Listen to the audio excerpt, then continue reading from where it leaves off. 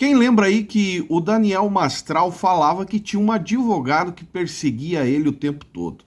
A história não é bem assim. Nós vamos reagir hoje a uma entrevista que ele deu ao Fuxico Gospel para vocês entenderem a questão relacionada à morte da primeira esposa. E esse advogado esteve por um bom tempo presente na vida do Daniel Mastral e vai trazer informações que você provavelmente não ouviu e não sabe. Mariel Marra é um advogado criminalista e teve uma ligação direta com Daniel Mastral, dentro de um contexto de uma relação pessoal com ele. E além desse lado pessoal, profissional também. E dentre tantos assuntos que ele narra, também especialmente no âmbito jurídico, casos que envolvem essa questão jurídica e principalmente das controvérsias envolvendo a vida de Daniel Mastral enquanto vivo. Mas antes, se você não é inscrito do canal, se inscreve, deixa o seu joinha que é importante, ajuda a divulgar, né? Alguém que talvez não saiba detalhes, esse vídeo é importante para essas pessoas. Bora pro assunto do vídeo de hoje. Já quero dar os parabéns ao Isael, né, o Fuxico Gospel, que trouxe o advogado aí que esclareceu muitas coisas interessantes para você que acompanhava Daniel Mastral. Olha só. Mas vamos lá. Então, em 2011, eu já tinha encerrado. Ele já tinha me processado em 2009, exatamente porque ele queria me intimidar, ele queria o controle das comunidades. Vale lembrar que eu fui, nesse meio tempo, eu cheguei a ser hackeado, as minhas comunidades foram transferidas para o Mastral e ele apagou as minhas comunidades. Eu consegui recuperar. Ele está falando aqui a respeito das comunidades lá no Orkut ainda, tá? E depois que eu recuperei, ele entrou com esse processo contra mim. E a alegação dele, naquela época eu não era advogado, mas hoje, sendo advogado, olhando para trás, as alegações dele eram infundadas e ridículas, porque ele estava me acusando de fazer uso indevido das capas dos livros dele nas comunidades do Orkut. Porque cada comunidade tinha lá a sua capinha, né? Então, a comunidade Filho do Fogo era a capa do livro Filho do Fogo. Comunidade Guerreiros da Luz era a capa do livro Guerreiros da Luz. Assim como eu falei no início, né? Eu amo Coca-Cola. A pessoa vai lá e coloca o logo da Coca-Cola. Era assim que funcionava o Orkut. Mas ele me processou falando que eu estava usando indevidamente as capas do livro dele e ele queria indenização por causa disso, né? Então ele queria apagar, que o juiz mandasse apagar as comunidades e também queria ser indenizado pelo suposto uso indevido das capas do livro dele. Obviamente que essa ação não ia prosperar, era óbvio que não. Mas quando a gente chega lá em 2011, uma vez que conforme eu falei, eu já estava de saco cheio de Daniel Mastral, porque eu já estava com couro grosso, né, de tanto apanhar desde 2006, eu, assim, já queria esquecer isso aí. Então, quando eu encontrei com ele, né, a gente teve um encontro, foi um encontro de reconciliação, jamais foi de retratação. Eu nunca presencial? me retratei. Foi presencial. Eu me encontrei com ele em um restaurante dentro do shopping Guatemi, em São Paulo, e ali a gente conversou rapidamente. Estava eu, a assessora dele na época, né, que hoje é minha cliente, e estava também a minha esposa. Eu me casei em 2010. Essa assessora é a prima, né? A falada prima do Daniel Mastral, que trabalhava com ele, que acabou virando cliente, né, do Mariel Marra. 2010, então em 2011 eu estava ali ainda praticamente em lua de mel, né? Então, teve esse encontro de nós quatro ali, no Shopping Guatemi, em São Paulo, e foi uma conversa, assim, tranquila. Eu não me retratei de nada, não tinha como me retratar, porque tudo que eu apresentei no meu estudo publicado foi baseado em fato. Eu não tinha como negar a realidade. Olha, eu conversei com a mãe dele, eu conversei com o cunhado dele, eu conversei com pastores, conversei com muita gente, não tem como eu negar a realidade. E como ele não apresentava nenhuma prova contrária que fosse capaz de me convencer que eu estava errado, então o que a gente fez ali foi uma reconciliação no sentido de que Dali para frente, eu não falo mais. Para mim já Uhum. tinha dado o que tinha que dar. Eu já tinha publicado a minha pesquisa, a minha investigação. Então, quem leu, leu. Quem não leu, não leu. Cada um tirasse a sua própria conclusão, né? E aí foi assim. De 2011 para frente, eu esqueci quem era Daniel Mastral. Tanto é que se alguém procurar aí registros da internet de falas minhas de 2011 para frente, não vai encontrar nada, absolutamente nada. Até que chegamos em março de 2022, uma... Mas em 2013? Oi? Em 2013, quando o anticristo apareceria, não apareceu, não? Não apareceu, né? Caramba, que decepção. Pois é. Chegamos ali em 2011, eu também nem esperava mais Anticristo em 2013. Quem ficou esperando é quem continuou acreditando, né? Como eu já publiquei a minha investigação em 2011, a Dilma já tinha ganho, né, a eleição, então em 2011 o Michel Temer já era o vice-presidente. Então, assim, eu já não queria mais saber daquilo, já estava claro para mim que era mentira, que era ficção. Aquilo ali nunca foi uma autobiografia, nunca foi uma biografia. Aquilo ali era uma ficção. Eu publiquei essa conclusão e dali de 2011 para frente, para mim, tanto faz como tanto fez. 2013 não apareceu nada e aí o Mastral mudou o discurso também, né?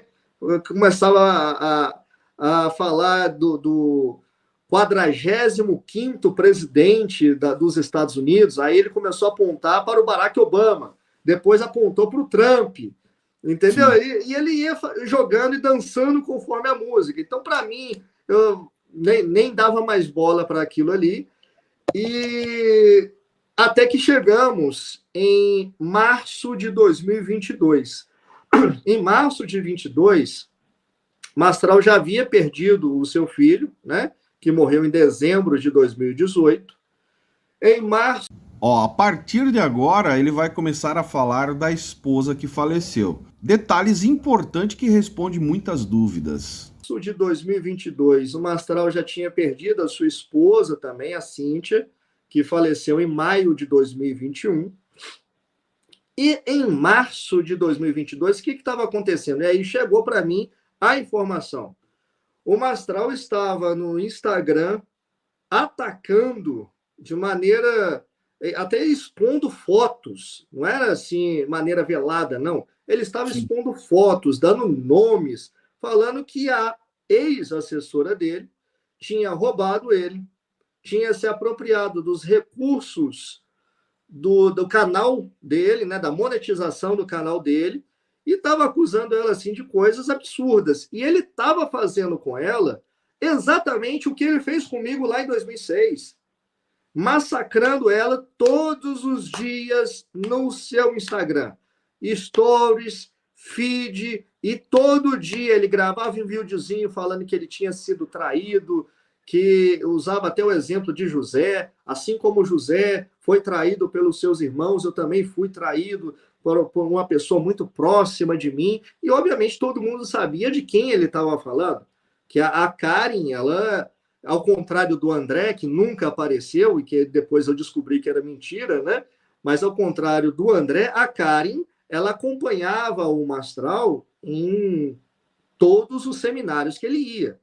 Ela era a assessora dele, né? Ela que fechava as agendas, ela que ficava depois dos seminários fechando também o caixa, né? Das inscrições. Então, ela que comandava e gerenciava tudo.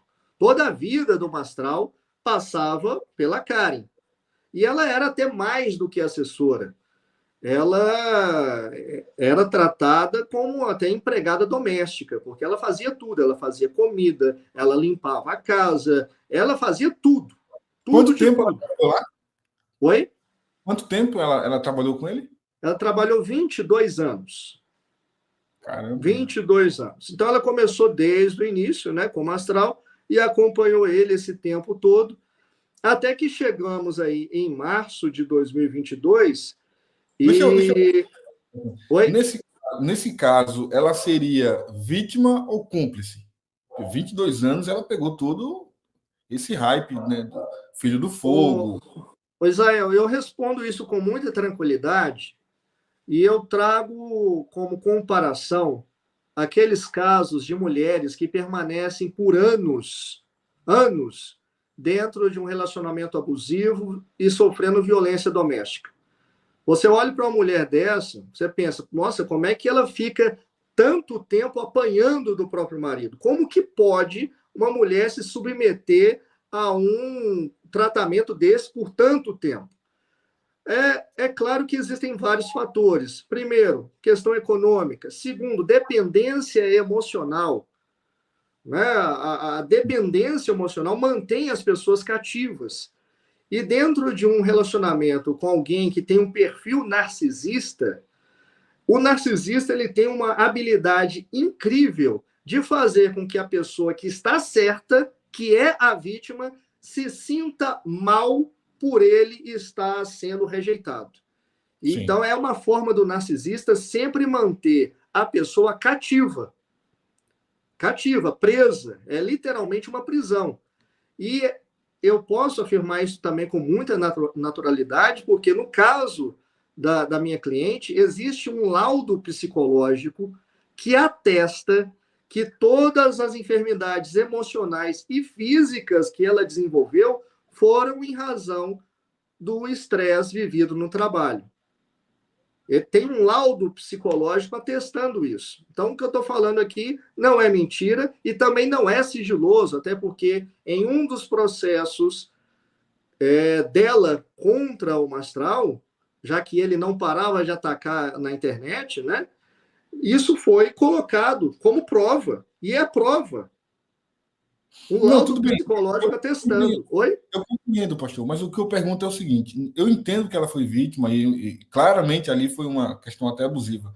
Mas a pergunta é: até que ponto ela não era cúmplice de toda essa ficção criada por ele? Porque ela, como assessora, e o senhor falou, fazia as agendas e tudo mais, ela sabia que tudo era mentira? Sempre soube? Sim, ela sempre soube que tudo era mentira. Mas aí também é aquela questão, né, o Israel? Ela estava ali obedecendo ordem. Ela não tinha condições de confrontar. Até porque, Israel, é importante trazer esse elemento aqui para todo mundo ter um entendimento real desses 22 anos. Sim. O Mastral, todas as vezes que ele era confrontado, ele ameaçava que ia se matar. Era o comportamento dele. Não foram poucas as vezes que isso aconteceu, tá? E aí é o que eu te falei, uma pessoa que está errada, ela inverte a situação e faz com que a vítima se sinta culpada por aquela situação. Então, embora ela soubesse da verdade, o que ela podia fazer? Primeiro, ela era empregada. Ah, mas ela era prima também. Piorou, é questão familiar. Ela não tinha condições de chegar, confrontar, expor. Tinha dependência econômica também. Ela dependia daquele emprego para oferir o seu sustento, né? Então, enfim, é muito fácil hoje nós sentarmos na cadeira de juízes, né, e fazer um anacronismo e ignorar todo esse contexto de violência psicológica, violência contra a integridade psíquica dela. E isso é atestado por um laudo psicológico, tá? Então, essa é uma informação importante, porque até então, o Israel, todo mundo só ouviu o lado do Mastral, das redes sociais, do que ele falava dela. E aí todo mundo absorvia aquilo ali como verdade e colocava aquilo ali num patamar absoluto, sem questionamento, e passou a enxergar ela exatamente como uma ladra, como alguém cruel, porque o Mastral ele colocava isso, né, como se ela tivesse aproveitado da condição de fragilidade dele, porque ele falava que ele estava tomando muito remédio, que ele não tinha noção de absolutamente nada. Agora, sobre exatamente os recursos do canal dele, eu não sei se é realmente em razão dos remédios ou se a memória dele era muito seletiva, eu não sei porquê, mas ele ignora o fato de que o canal tinha realmente monetização, esse recurso ele entrava, mas esse recurso servia para pagar uma moto que ele comprou, serviu para pagar as contas da casa dele, e eu não sei se é de conhecimento público, mas ele morava em um condomínio de altíssimo padrão em São Paulo. Sim, sim. As despesas para manter ali a casa não eram poucas, né? Só de aluguel era mais de R$ 5.000. De onde o Mastral acha que as contas eram pagas?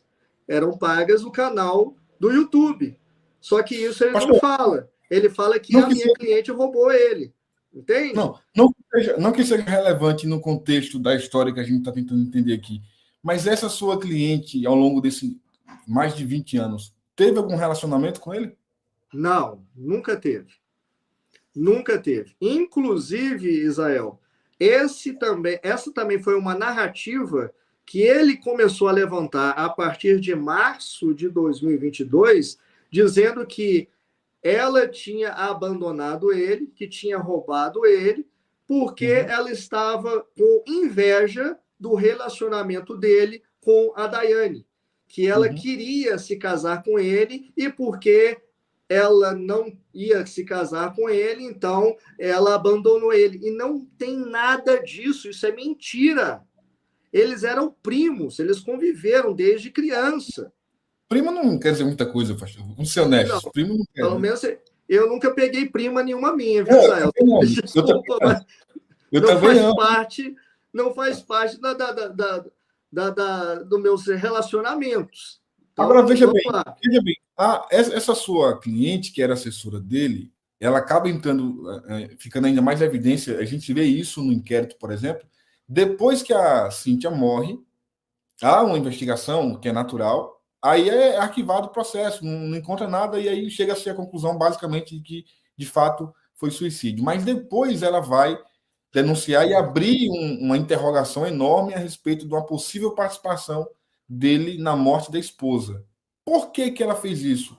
Depois que já tinha tudo se acalmado, já tinha sido, a justiça já tinha entendido aquilo como, de fato, um infarto do miocárdio, enfim. Qual foi o gatilho para ela procurar o Ministério Público e fazer essa denúncia? Israel, o gatilho foi exatamente o vídeo que o Caio Fábio publicou. Porque ela obviamente já tinha conhecimento do que aconteceu de fato no dia. Ela estava no local. Ela não ouviu falar.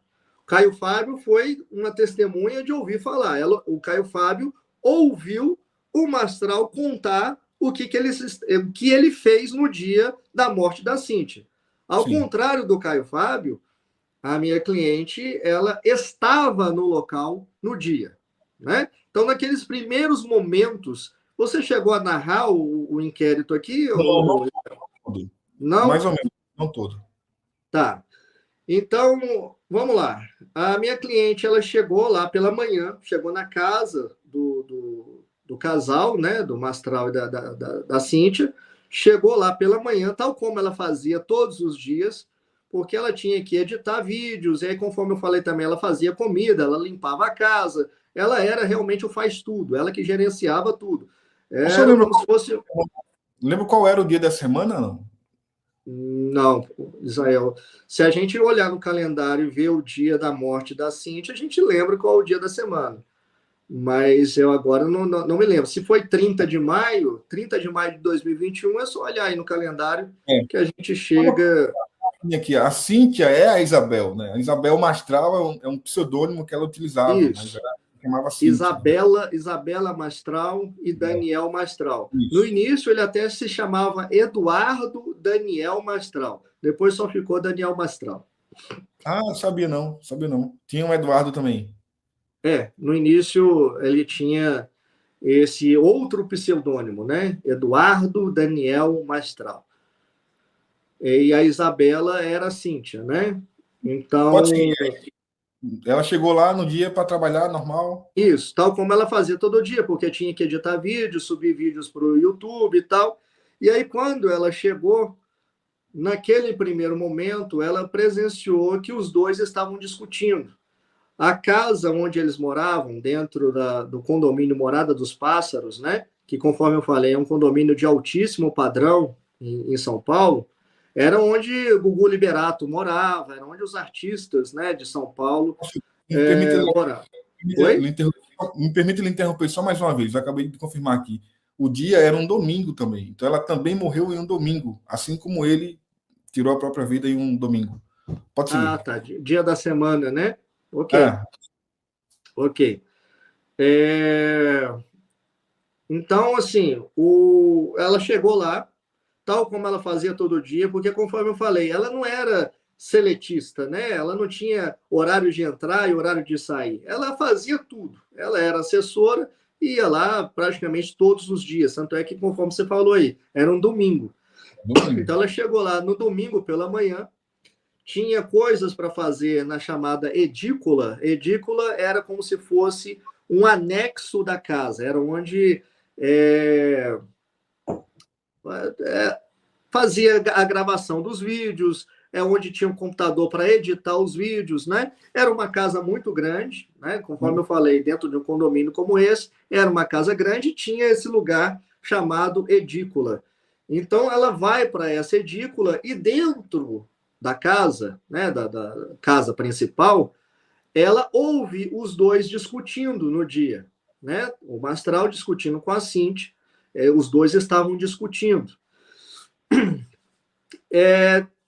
Depois dessa discussão, o Mastral sai da casa, vai para a edícula, a Cíntia vem discutindo com o Mastral até chegar na edícula, eles continuam discutindo ainda um pouco dentro desse anexo da casa, até que, por fim, a Cíntia, ela fala para o Mastral, eu estou cansada, eu vou dormir. Quando ela sai da edícula e volta para dentro da casa, fica a minha cliente e o Mastral ainda conversando um pouco. E aí a minha cliente fala para o Mastral, olha, vai lá ver como é que a Cíntia tá. E por que a minha cliente fala isso? Porque a Cíntia já havia atentado contra a vida dela outras vezes, salvo engano, 6 vezes anteriores. E sempre ela fazia através da ingestão de remédio. Né? Remédio, ela tomava remédios a mais e tinha que correr com ela para o hospital para fazer lavagem estomacal para ela voltar, porque senão certamente ela viria a óbito. Né? Então, quando eles continuam ali conversando um pouco e a Cíntia tinha voltado para casa dizendo que iria dormir, a minha cliente disse para o Mastral o seguinte, olha, vai lá ver como é que está a Cíntia. E aí o Mastral vai. Quando o Mastral chega lá, ele já encontra a Cíntia um pouco sonolenta. Então, ela já tinha ingerido o medicamento. O Mastral, então, coloca a Cíntia na cama, e aí a minha cliente chega e observa a cena. O Mastral coloca a Cíntia na cama e começa a aferir a pressão dela e também aferir com saturação, né? No dedo, assim, faz a aferição da saturação. Inicialmente, os batimentos cardíacos estavam ok, a saturação estava ok, mas ali, acho que de 20 minutos em 20 minutos, eles começaram a medir novamente, porque aí ela já tinha apagado, né? Ela já estava...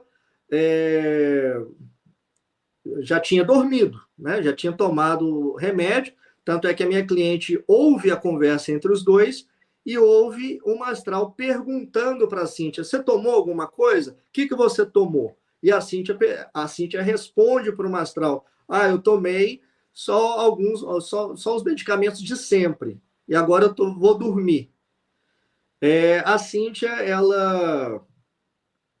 quando ela tomava esses medicamentos, ela tinha o costume até de dormir 2 dias, 3 dias direto. Só levantava um pouco e voltava a dormir. ela ficava meio que hibernando, né? Então ela tinha ela tinha muito problema de saúde, né? Tinha até fibromialgia, tinha tantos problemas. fibromialgia, eu não tenho essa confirmação, Eu vi isso mas ela tinha vários problemas, principalmente psiquiátricos. Isso aí é uma realidade. Quando ela tinha suas crises, ela se cortava, ela se queimava. Então, ela tinha alguns surtos desses, né? E, lamentavelmente, nesse dia, a minha cliente manifestou preocupação com a Cíntia porque já tinham ocorrido situações semelhantes anteriormente, né? Mas essa altura, E aí, ninguém pensou em ligar para o socorro, porque já estavam aferindo a pressão, vendo a questão vamos lá, eu vou chegar nesse ponto aí, Israel. Ah. Aí começou a aferir pressão, começou a aferir também a saturação. Isso foi dentro de um período, né? Eu não sei te falar se foi de 20 em 20 minutos ou 40 em 40, de hora em hora. Eu não sei te falar. Eu sei Sim. que nas outras aferições foi observado que a saturação da Cíntia estava caindo, assim como também os seus batimentos cardíacos, tá? Na terceira aferição, acho que a saturação da Cíntia já estava em 83, já é uma saturação muito baixa. E nesse momento, considerando o histórico anterior, nesse momento a minha cliente falou, olha, nós temos que levar a Cíntia para o hospital. Quando a minha cliente disse isso para o Mastral expulsou a minha cliente de casa. Ele brigou com ela, e a minha cliente disse que ele gritou com ela e mandou ela embora, falando, você não sabe de nada, você só atrapalha, vai embora, sai daqui. E aí, diante disso, a minha cliente foi embora. Ela foi embora? Mas ela podia fazer o que, Israel? Chamar o socorro com o marido falando com ela que ela estava bem, que não ia acontecer nada, que isso aí era coisa da cabeça dela. Ela é prima, ele era o marido. E, além de tudo, era o dono da casa. Ela não tinha outra alternativa senão ir embora. E ela foi embora. 2 horas ou 4 horas depois que ela foi embora, o Mastral entra em contato com ela via WhatsApp, né? Essas mensagens foram comunicadas para o Ministério Público, né? E aí, nessa mensagem, o que me chamou a atenção foi o fato de que o Mastral, ele fala para a minha cliente o seguinte, olha, eu estou levando a Cíntia para o hospital agora, você me encontra lá? Aí a minha cliente pergunta pro Mastral, você quer que eu ligue para o seu irmão e chame a ambulância? O Mastral responde o seguinte, não, eu já conversei com ele, só chama a ambulância. Isso me chama a atenção porque eu tenho um olhar de advogado criminalista, né? Atuei no tribunal do júri, e se eu fosse um promotor de justiça e estivesse no lugar da acusação, esse é um elemento que chama a atenção. Por que que o marido, vendo a esposa desfalecer, ele liga primeiramente para o irmão policial e não liga para a ambulância? Sendo que a ambulância era do próprio condomínio, tá? Não é a ambulância SAMU, né, do público, não, era do próprio condomínio que tinha a ambulância à disposição. Então, era só pegar o interfone, ligar para a portaria e falar, eu preciso de uma ambulância aqui na casa tal. Ele não chama a ambulância primeiro, ele chama o irmão. E isso está registrado na conversa, tá? Ele conversou primeiramente com o irmão antes de chamar o socorro. Eu lembrei do caso, não sei se o senhor vai me corrigir, não sei se é o Nardoni, né? Depois que a criança cai do prédio, ao invés de ligar para o socorro, me liga para o pai dele, né? Antes de ligar para o socorro, me liga para o pai para poder explicar, enfim, buscar a orientação. Parece interessante. Eu não tinha lembrado desse ponto, mas esse é um ponto interessante. Por que liga primeiro para o pai e não para o socorro? Obviamente que ligou para o irmão que é policial, né? Então é um elemento a mais também. Não é qualquer irmão. Não é só o ombro esse né, que ele procurou ali no momento de desespero. É o irmão policial, ligou para um policial. Então, nessa conversa, tem isso registrado, isso foi levado ao conhecimento do Ministério Público, e além disso, Israel, foi levado ao conhecimento do Ministério Público também o que a minha cliente ouviu do próprio Mastral no dia que eles estavam retornando do hospital para casa. Lembrando que a Cíntia já havia falecido, né? Então eles estavam ali já providenciando todos aqueles procedimentos iniciais, né, de velório, caixão, que trem todo, e estavam voltando para casa.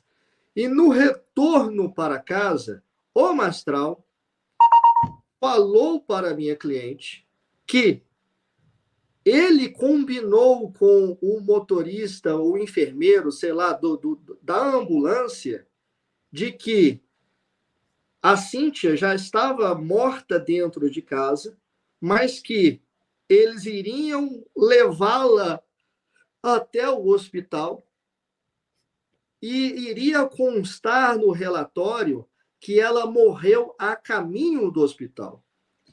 Para quem é leigo e não sabe a relevância disso, a relevância de você não registrar a morte dentro de casa e registrar a morte no caminho do local é exatamente a questão da investigação, né? Porque se ela morre dentro de casa, haveria toda uma investigação dentro da casa do Mastral para descobrir qual foi a causa da morte.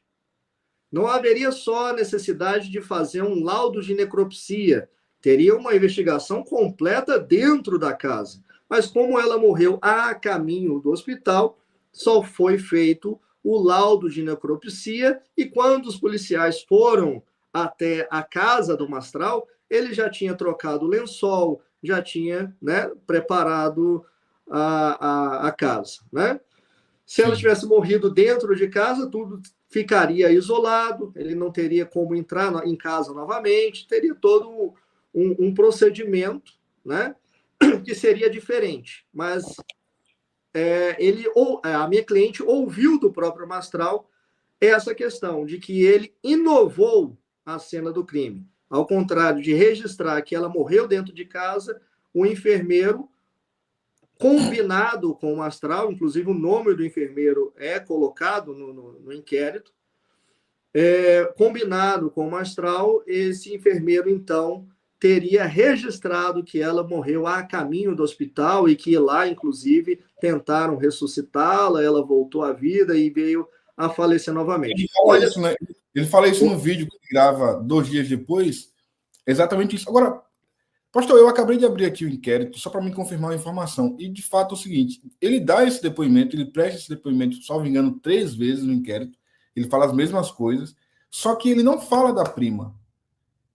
Em momento nenhum ele cita que na casa tinha uma empregada. O que ele diz, o senhor falou o seguinte, né? Que o senhor acabou de falar aqui, que o que levou ele a ir para o quarto para ver se ela estava bem foi a sua cliente foi lá, chamou ele e, olha, preste atenção porque ela pode não estar bem. No caso aqui, o que ele disse que chamou a atenção dele para ela foi os gatos. Ele disse que os gatos foram para o quarto e ele estranhou a presença dos gatos no quarto. Por que ele omite a presença da sua cliente em 3 depoimentos iguais, em que ele fala as mesmas coisas? Por que nenhum deles ele cita a sua cliente? É uma boa pergunta. É uma boa pergunta, mas ele seria facilmente desmascarado com elementos factíveis. Primeiro, a entrada e saída da minha cliente neste condomínio estava registrada. Tá? Então, a minha cliente, ela entrou no condomínio, obviamente, para entrar nesses condomínios, talvez seja algo muito distante da realidade da maioria de nós, mas é um condomínio que tem uma segurança muito reforçada. É ronda, é câmera para tudo quanto é lado, inclusive onde ele atentou contra a vida dele, também era um condomínio de uma segurança muito reforçada. Essas teorias de que tinha alguém escondido, esperando ele para matar, ali seria o pior lugar para se cometer um homicídio. Porque registra entrada, registra saída, tem câmera, daria para pegar, Entendeu? Então, essa tese aí de que ele não morreu, mas foi um homicídio, essa tese ela não se sustenta diante da realidade. É um condomínio de altíssimo padrão e que tem uma segurança muito reforçada. Óbvio, né? Então, se ele omitiu a presença O senhor da viu isso no inquérito, né? O senhor viu que ele não cita de claro, fato. claro, claro. E talvez, não sei, mas uma hipótese dele ter omitido a presença da prima ali dentro da casa é porque se ele falasse que ela estava ali, ela teria sido chamada para ser ouvida como testemunha. Uma hipótese é essa, né? Porque Agora, eu acho interessante que ele presta o depoimento, salvo engano, 3 vezes, possivelmente em 3 momentos diferentes, e nos 3 depoimentos ele diz a mesma coisa, exatamente a mesma coisa, ele narra a história basicamente igual, os gatos, a saturação, ele até fala que pegou um estetoscópio para auscultar o pulmão dela e etc. isso. E de fato ele fez isso. Isso aí não é mentira. De fato ele fez isso. Mas conforme ele contou, até mesmo para o Caio Fábio, ele fez isso até o momento que o coração parou. Isso, aí o Caio Fábio ele comenta no vídeo que, olha, se fosse em qualquer país sério, ele estaria sendo investigado. Caio Fábio traz essa fala. E foi depois, exatamente, deste vídeo que o Caio Fábio publicou, que eu conversei novamente com a minha cliente. Ela não queria mais exposição em relação a isso. E aí eu falei com ela, olha, seria bom a gente levar ao conhecimento do Ministério Público isso que aconteceu. E vamos, inclusive, colocar o Caio Fábio como testemunha. Porque aí já não é só você falando. É o Caio Fábio falando do que ouviu do próprio Mastral. E o que é irônico é que o Mastral depois processa o Caio Fábio juntamente com a Luciana, que já falou com você aqui, né? A Luciana Barros, que também é minha cliente. Então, eu atuei também na defesa da Luciana nesse processo do Mastral contra ela e contra o Caio Fábio. O Caio Fábio não falou nenhuma mentira. O Caio Fábio corrobora com o relato da minha cliente e o que a minha cliente fala corrobora com o que o Caio Fábio falou.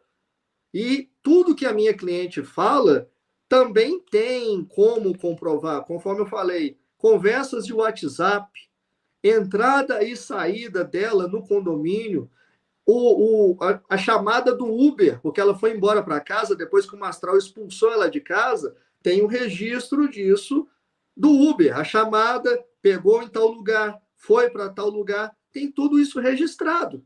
Por que ele não falou que ela estava na casa? Porque se tivesse falado, uma hipótese é essa. Ela teria sido chamada para depor. E talvez ela não teria a capacidade que ele teve de contar uma história e sustentar algo que realmente não aconteceu. Então, após a morte da Cíntia, em maio de 21, até março de 22, a minha cliente guardou isso, né? Porque a Cíntia morreu em maio de 21. Então, ela guardou isso. Aí, mais uma vez, eu falo, hoje é muito fácil sentarmos na cadeira de juízes e falar, ela é cúmplice, ela não falou nada, ela tinha que ter tomado atitude. Talvez você, no lugar dela, teria tomado essa atitude. Mas ela, no lugar dela, com toda a experiência de vida dela, ela não tomou. Ela teve medo, ela teve vários receios, inclusive, conforme eu falei, confrontar o Mastral era algo nocivo, ele ameaçava se matar, e a gente tem que lembrar o seguinte, após a morte da Cíntia, Mastral já tinha perdido o filho, né? Então, se coloca no lugar dela, né? Pensa com a cabeça dela. Se ela vai e denuncia o Mastral logo após a morte da Cíntia, um cara que estava em luto, que já tinha perdido todo mundo, ela teve dó dele, era prima dele. Nós que não temos nenhuma relação de parentesco com ele, nós talvez teríamos denunciado no dia. Já teria chamado a polícia para ele no dia. Mas nós não somos ela, né? Ela está no lugar dela e a gente tem que pensar muito na circunstância que ela viveu. 22 anos trabalhando e experienciando tudo aquilo ali que ela viveu. Mas pela vida que ele levava, cara, ficou muito nítido aqui muitos detalhes importantes que responde muitas perguntas questionadas na internet. Eu aconselho vocês a ir na live do Fuxico Gospel, está lá no canal do próprio Fuxico Gospel, a live completa, tem 2 horas e 24 minutos, quase 2 horas e meia de live. A verdade é, meus amigos, que Daniel Mastral viveu uma vida, como eu já disse em outros vídeos, totalmente ilusória, e infelizmente não conseguiu sustentar, a começar pelas histórias inventadas nos seus livros. Tudo para vender e manter um engano em cima do povo. Eu assisti um vídeo do Daniel Mastral, acho que ontem, onde ele deu uma entrevista na televisão. Cara, é uma vergonha, ele não conseguia responder perguntas simples dentro do que ele discursava. Ah, mas por que estão metendo o pau no cara agora porque não tá aí para se defender? Na verdade, cara, esse cara sempre foi questionado. A questão é que antigamente não existiam as redes sociais como são hoje, onde todo mundo tem acesso. Antigamente era poucos que tinha, mas já existia denúncias e questionamentos em cima dele. E ele nunca conseguiu responder nada dos questionamentos, muito menos provar as suas teorias e invencionices. Entrou pelo caminho de engano, primeiro auto-engano, e mantendo esse auto-engano, enganando outras pessoas em nome da fé. O meio neopentecostal que deu muita voz para ele, porque dentro das igrejas mais tradicionais ele não tinha acesso. Ele cresceu muito dentro do meio neopentecostalismo, juntamente com a sua parceira, né, a Neuza Etióquia, onde ela fortaleceu ele no Brasil como sendo uma voz dela, firmando as invenções dos dois em si, promovendo esse engano dentro do meio e muita gente acreditando e acredita até hoje, é lamentável. Deixa o seu comentário, o seu ponto de vista, você que teve experiência com Daniel Mastral, o que leu o livro, deixa o seu comentário aí que ajuda muito. Me segue nas demais redes sociais e esse é o canal Fala Zay, estamos juntos por um Brasil e um mundo melhor.